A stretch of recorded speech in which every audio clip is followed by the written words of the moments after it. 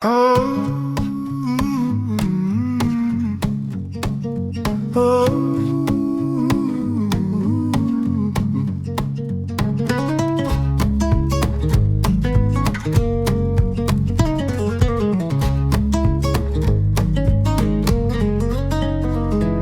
The bench was always open and the door was never shut. The sawdust on the floor was thick enough to show her every cut. I'd make it 5 in the morning while the light came through the east, and she'd sit behind the door frame with her cereal and her fleece, watching how the plane moved down the board and how the shaving curled. Not asking what I'm making, not asking how it works, just watching the way a child watches the world.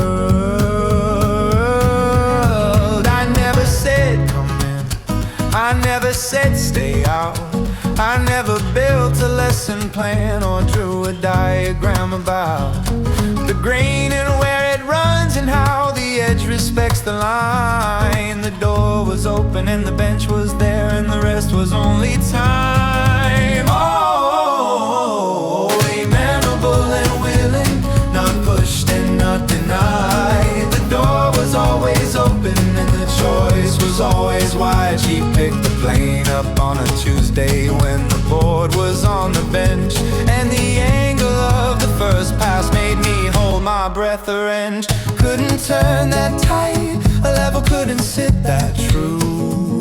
She ran it down the grain as if the grain was all she knew, and I said nothing. She did it again.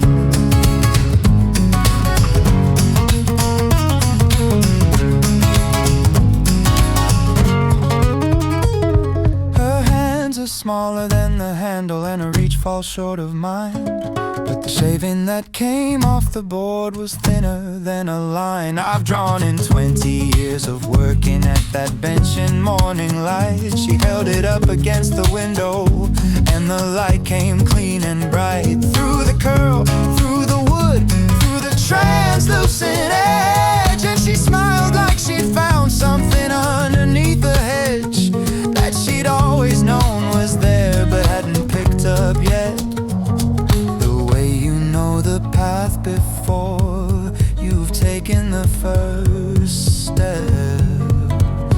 I didn't say that's good, I didn't say well done, I didn't grade the shaving or the angle or the run, because the moment you start scoring is the moment that you teach that the work is for the teacher and the bench is out of reach. I just swept the sawdust level and I put another board in place, and she picked the plane up again with the same quiet on her face.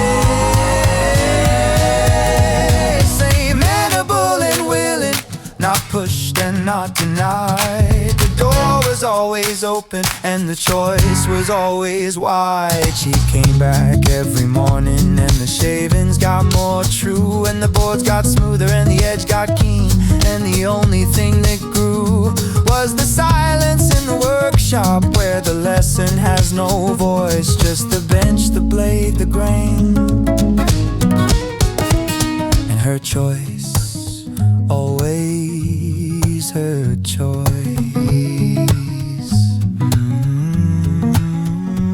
And the school called once and said she drew a plane in art instead of a tree, and the teacher said it's quite detailed. Is everything alright at home with the family? I said she watches me work wood and she decided to draw what she sees. The teacher said we encourage broader subjects.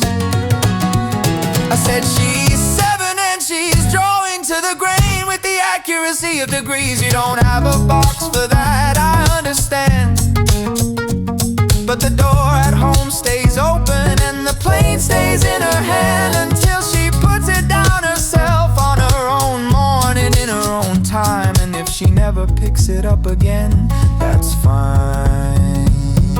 The door was never locked and the bench was never mine. Amenable and willing, not pushed and not denied. The door was always open and the choice was always wide. She might walk away tomorrow, she might build a shop next year. She might forget the grain entirely and the plane might disappear.